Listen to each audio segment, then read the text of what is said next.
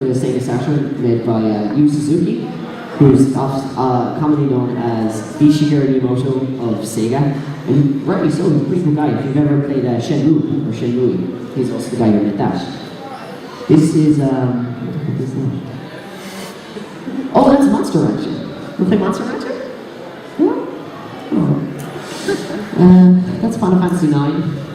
Really good. That's Vlogger for the N64. That's Vim Ribbon, which is actually really cool because you can play it and you can take it out and put your own CDs into to play the game to your own music. It was really cool, blew my mind at the time. And that is a game a friend of mine recommended I put in and I've since forgotten. It looks cool though. So right now, that was our console generation. Anything was happening over there, over here. PC gaming again kind of started making a climb. You had EverQuest kind of came out at this time and everyone started, losing their lives to it, and that started happening. Then the next console generation came out. I forgot to put a Dreamcast here. The Dreamcast came out in 1999, and it was a really good console, but it didn't have the software to back it up. It was really sad. Sega Dreamcast. And the Sega Dreamcast was the first to launch as well, and the first few years were really good because you were riding on the backs of Sonic Adventure, which is an amazing game. But once the PS2 came out, sales kind of went everywhere. The PS2 was really popular, mainly for one thing, which is the fact that it could support DVDs. The GameCube came out as well. I love the GameCube, but it definitely didn't win any battles in that console generation. And you had Microsoft coming into the fray, the first American console to make it mainstream since the Atari 2600 or the 5200 if you want to be technically honest. And again, I think PC here because PC gaming was just getting more popular, and World of Warcraft came out in 2004. So yeah, that lost me some hours as well. So right now we have to switch to the other panel I made, which I didn't want to give because I thought it was boring as fuck. But just pretend today.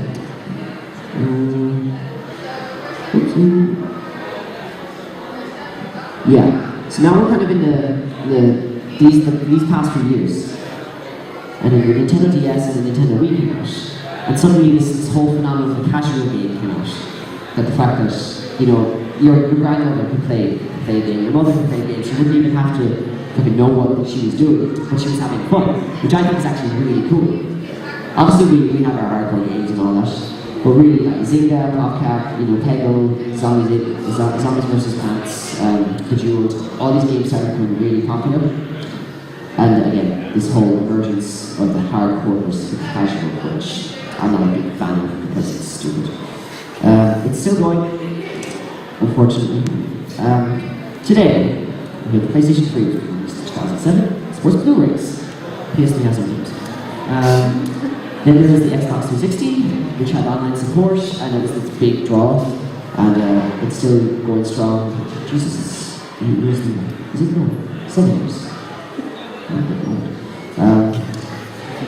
And the Wii, which actually has amazing games. Don't let anyone tell you differently, okay? It doesn't have just shovelware. That's really good games. Play Mario Galaxy. Then the PC started making a real comeback with Steam, Minecraft. Everyone probably plays Minecraft. Am I the only one in this room who doesn't play Minecraft? Yes, thank you. And indie gaming is kind of making a real splash in these past few years. Actually, especially in the Irish scene. Keep an eye on the Irish scene for indie gaming, seriously. It's going places. And there's this culture of gaming that's come about. People identify themselves as gamers.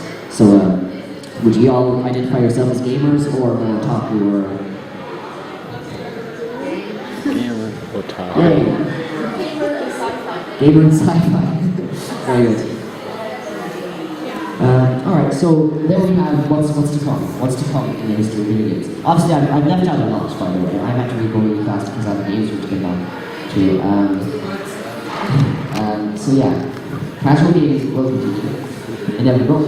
But there's a real market there, so that's really good. I actually really enjoy that. Different ways to play it. The concept of controller is kind of getting outdated. Like recently, AGO Yoma, the dungeon designer for the Legend of Zelda games, was quoted as saying, "Zelda will never control with traditional controls again. It will always control with you know, the way that it's doing in Skyward Sword. Which I welcome, I love the Skyward Sword, it was awesome. They're all highly recommended. Yes, this is a quote I love. James Paul. No, if any of you guys know the web show Extra Credits, he hosts a web show called Extra Credits. And he says, what we think of as a video game is about to change. So our perception of video games is about to change. Because the first generation of people who kind of grew up with gaming all their lives is kind of coming to the forefront. It's kind of becoming adults, they have disposable income. So, and again, you have designers coming out who've grown up with video games all their lives, who've had ideas for decades. So, these decades worth of ideas will be put into practice, and we're going to get some amazing concepts that we can't even comprehend at this time. And yeah, the first major concept that's kind of been announced is the Wii U, which is aiming to bring the hardcore market back. Whether it will do that remains to be seen. And what are you guys looking forward to seeing in the future? Please don't tell me more Minecraft. I have a video to pretty much end my panel with. Let's see.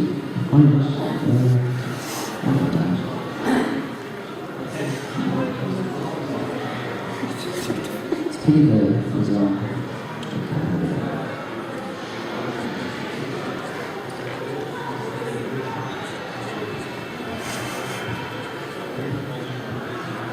Hear that?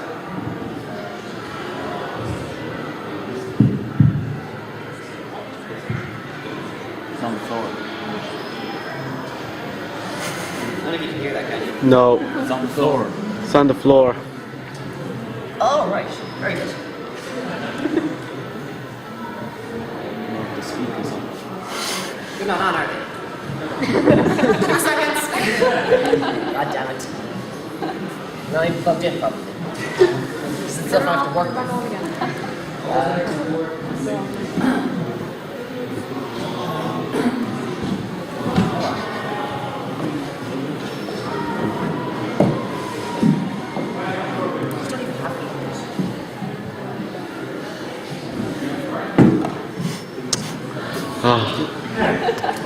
Don't break it. I'm just going to show it. You can probably read it. It's been A disaster anyway. Sing it. I'm not singing it.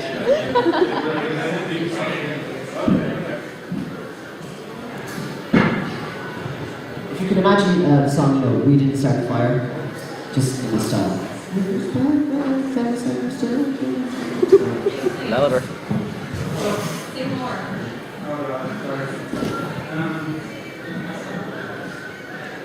It's not Turkey, it's New Mexico.